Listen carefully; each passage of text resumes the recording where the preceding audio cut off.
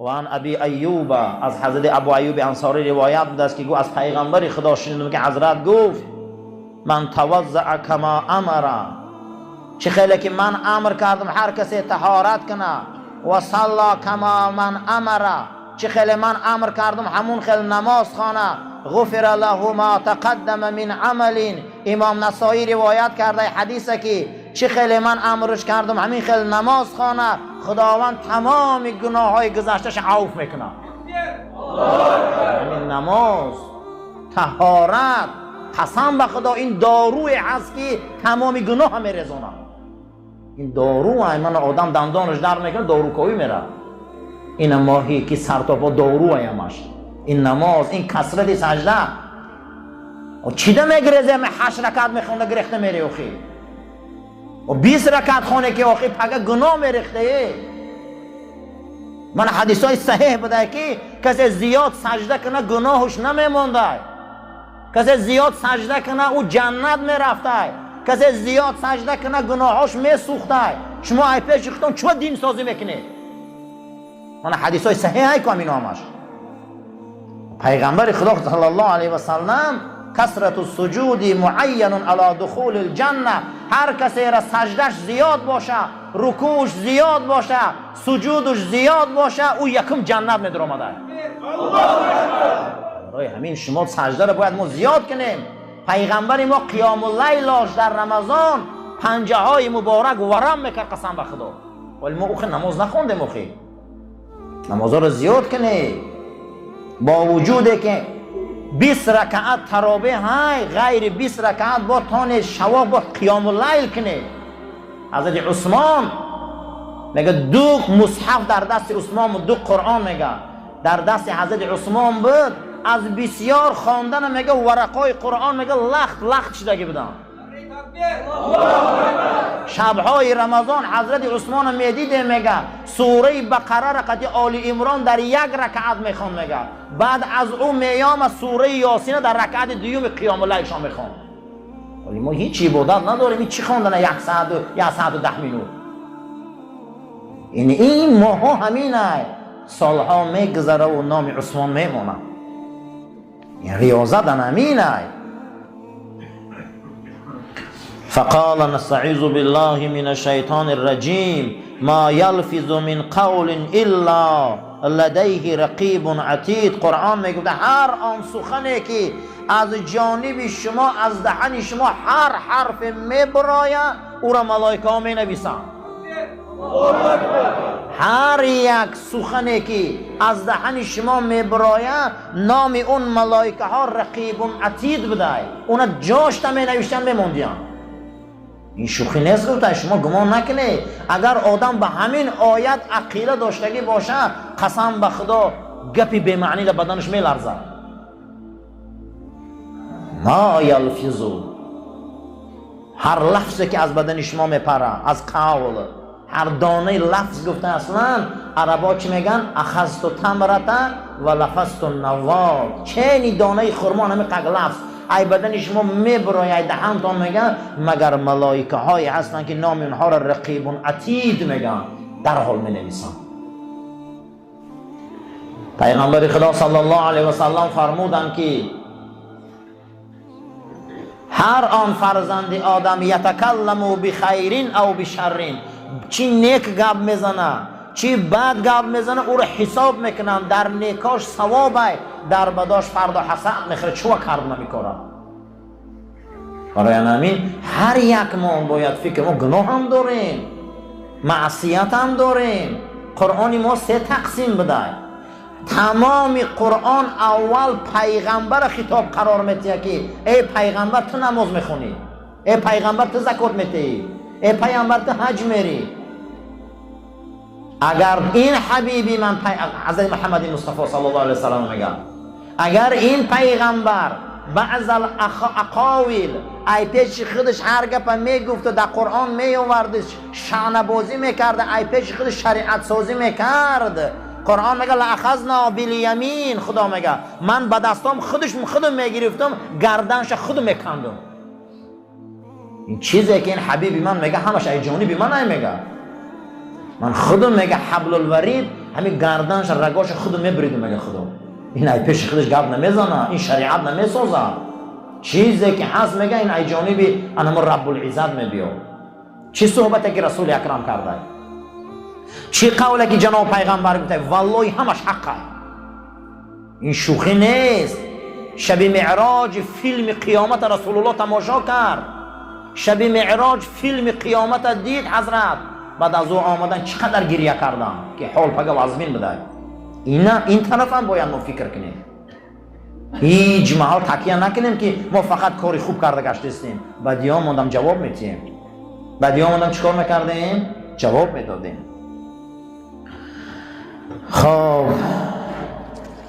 ما درباره حدیث های مغفرت صحبت کنیم قول این بزرگوار را گفتیم ما درباره حدیث های مغفرت یک حدیث هم باشه درباره همین صحبت کنیم یکی از مسئله هایی که گناه بخشیده میشده آبرو بلند میشده این چی بده بسیار سجده کردن آدم جنت میبرده گناهاشو میسوزانده و عن ثوبان ای ثوبان غلام رسول اکرم صلی الله علیه و سلم روایت بده است حضرت این غلام خریده آزاد کرده بودیم میگه از پیغمبر پرسیدیم که یا رسول اکرم یا رسول الله یگان عمل ده برای ما گپ زن که به این عمل کنیم و جنت رویم و به واسطه این عمل خدا ما را دوست داره او به احب الاعمال الی الله یک عملی را گپ زن من کنم دوست خدا شوم حضرت گفت علیک بکثرت السجود ثوبان سجده بسیار کن به درگاه خدا فانک لا تسجد لله سجدة الا رفعك الله بها درجه هر کسی که در سجده سبحان ربی الاعلی میگه پیشانش در زمین میمانه مگر خدا آبروی او را برابر عرشش میکنه استکثروا من السجود روایت امام مسلم کرده که سجده زیاد کنید رسول اکرم صلی الله علیه و سلم فرمودند یگان حالتی بنده را مثل سجده ندیدم وقتی که سرش میمانه در سجده میگه سبحان ربی الاعلی سبحان ربی الاعلی یگان پرده بین او بین خدای رب العزت نیست که خدا تمام دعاش قبول کنه هر یک ما ملائکه داریم که نامی او کرامن کاتبین های اینا قرآن حکایت میکنه یک ملائکه را یک بخشش اپراولینش نامش چی بودن کرامن کاتبین از این نماز عصر به این نماز عصر دو تا ملائکه بوده است که کرامن کاتبین اونها یک تاش در زیر عرش میشیشته است یک تاش در زیر زمین هفتم اگر ما کاری خوب کردیم در او پیامک می اومده از اگر او زمان در پیامک میگفتم من میخندید صاحبشنی میگفتم از او بری اقیانوس دنیا اومده صاحبشنی روی میکنم همین جدا می بیایی مسجد میدروی در وقت چرقص میشه که فلانی مسجد رو اومد همون رو مقصد دیگه میگه همون ورق میگرفت از در نامه اعمال میمونده بعد ختم قرآن با پیامک می اومده با اگر یک مبادای میل گناه کرده پایانیش نمیرفته با اون میگه میگیره حساب میکنه در همین جا میمونه از این نماز عصر به این نماز عصر کرامن کاتبین علیش میشیدیم هر نماز عصر علیش میشیدیم این دو تاش میرفته دو تای دیگه میامده این دو تا رو نمیشناخته دیدگی نبوده نگم بود این دو تا میرفته است این دو تای دیگه میامده است اگر یک سال ما 365 روز باشه به دو ضرب زنیم که یک سال ما چند قدر ملائکه علیش میکنیم اگر خدای کرده ما 70 سال 80 سال عمر بینیم فکر کنیم که چند شاهد داریم روز قیامت کجا میگریزی کجا میریم یک مراتبه همین کسی به ملائکه ایمان نبیاره کافر میشه یا نه ملائکه حقه آخی و نفس میبیارن و خوراک میبیارن و ما رو خواب میکنن و ما رو بیدار میکنن با یک تای همین نامش کرامن کاتبین بوده این قرآن میگه و رو چیز امر میشه و میگه اونها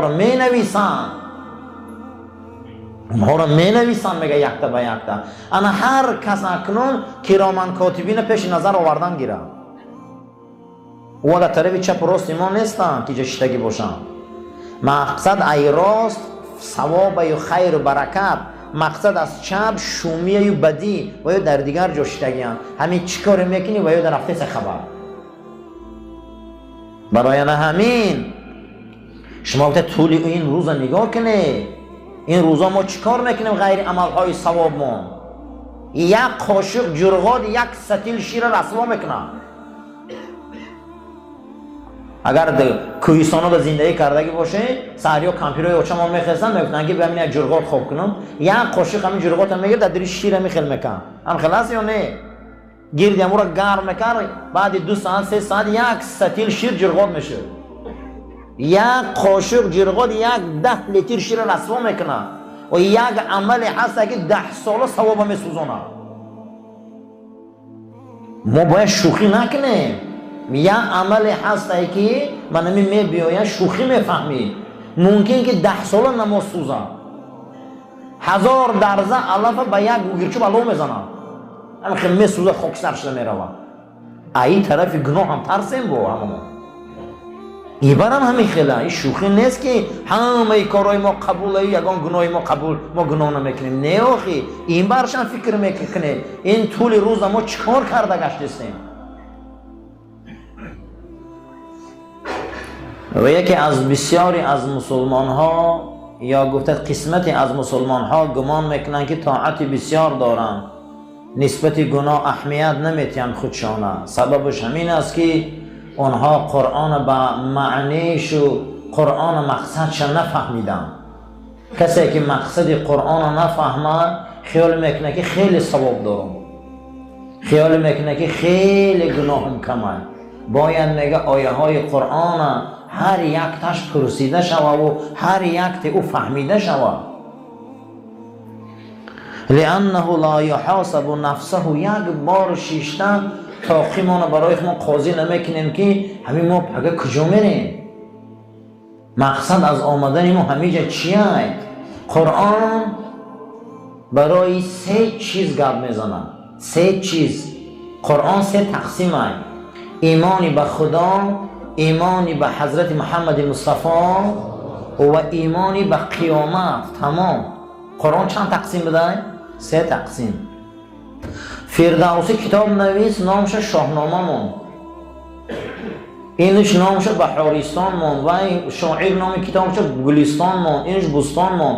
قرآن نامش اصلا خدای نامه، ای جانب خدا چی؟ یک خبره. 3 تقسیم بده. 3 تقسیم معنیش همینه که یکم میگه ایمانی به خدا یگانه بیاری قرآن، دوم میگه ایمانی به پیغمبر آخر زمان بیاری صلی الله علیه و سلم، سوم میگه به قیامت. همین قدر کاری که ما میگیم همین برای چی هست؟ قیامت، آخرت. همین میگه والله یحاسب نفسه.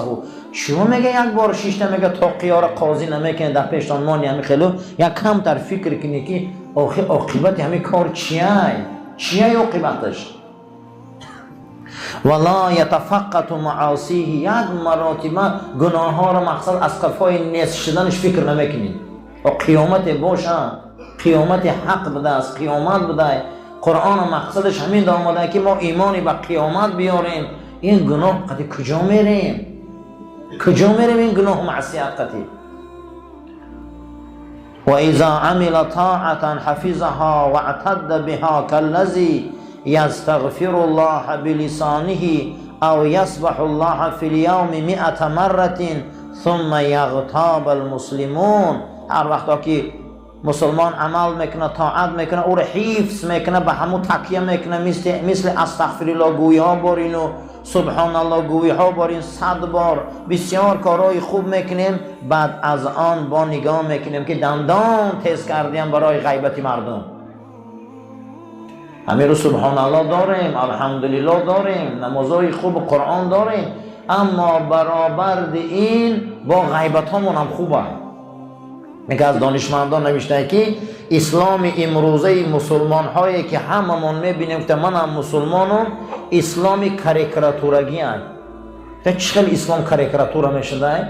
گفته یک آدم مسخره کنی کاریکاتور میکشی.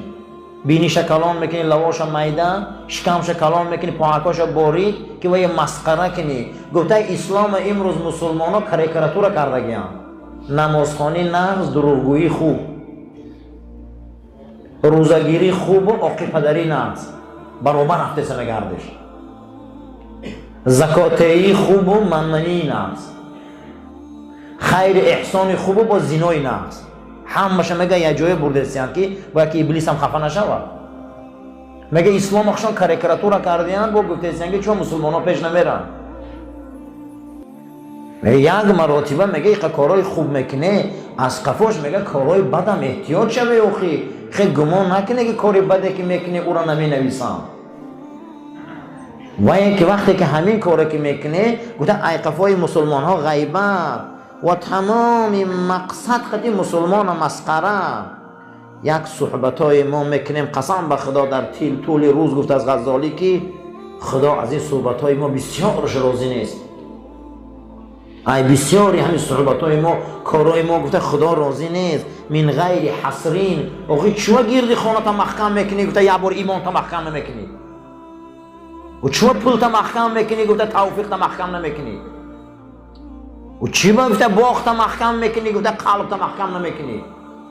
آقای این پول نیست شدنی های، مال نیست شدنی های، باغ صاحبش دیگه آدم میشوه، اما این ایمان با گور میره. قسم به خدا یک بار گفته شما فکر نمیکنی آخی چوه ایمان محکم نمیکنی، چوه گفته ایمان غمشان نمیخوری، چوه این عمل را غمشان نمیخوریم. همه و برای 4 تنگه میفتگی که در 10 خوند لباس بجاش میکنی، غمی او را میخوری. اگر خدای نکرده یک از 10,000 20,000 تا نداد که 10 جمعه برایی، اما امروز نماز 7 قدر قضا میشه پروا نمیکنی. شما گفته یک باری را فکر نمیکنیم. رمضان انامینه یاخی کمبوتی ها را حساب کنیم.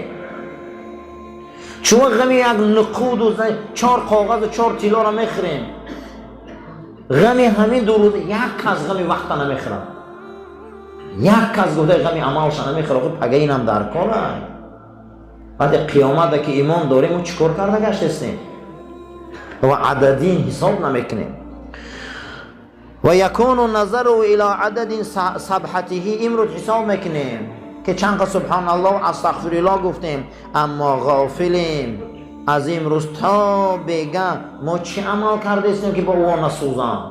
برای این برادر این شبها ریزش گناه های، این شبها رحمت الله های، این شبها نزدیک شدن به حضرت محمد مصطفی است. این شبها را دست نتیم. پروردگار ما را برای راست هدایت کن، ما را توفیق ده، ما را عزت ده، ما را آبرو ده، ما را حمیت ده. یک برادر مانم از دنیا گذشته بوده، دوست یک برادر ما بوده، خواهش کرد که همین روز بیمار در دنیا گذشته. خدایا با برکت این دعاها و با برکت این رمضانی ها قبرش پر نور و روحش شاد گردان. این مسجد آباد و زیبا نگه دار. عاقبت کاری ما را خدایا به خیر، ایمانی ما را به سلامت گردان. آمین یا رب العالمین. صفا را راست گیری، ایجاتان خیزه.